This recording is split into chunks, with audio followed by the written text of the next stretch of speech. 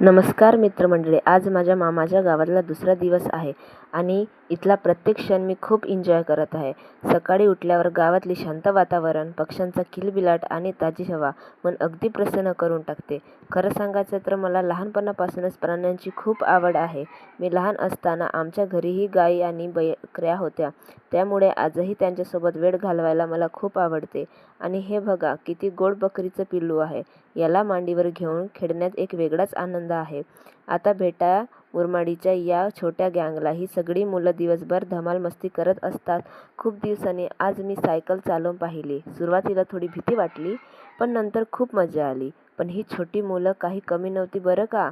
सायकलच्या पुढे मागे धावत होती, त्यामुळे सायकल चालवताना खूप सावध राहावं लागत होतं. आणि आज मला खूप सुंदर दृश्य पाहायला मिळालं. गायी आणि बैलांचा मोठा कळप. आजकाल अशी दृश्य फार कमी पाहायला मिळतात.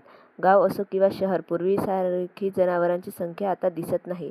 आणि त्यातच मला बैलगाडीही पाहायला मिळाली. बैलगाडी पाहताच माझ्या बालपणाच्या खूप साऱ्या आठवणी जाग्या झाल्या. त्या जुन्या दिवसांची मजाच काही वेगळी होती. कधी कधी वाटतं, काश ते निरागस बालपणाचे दिवस पुन्हा एकदा परत यावे.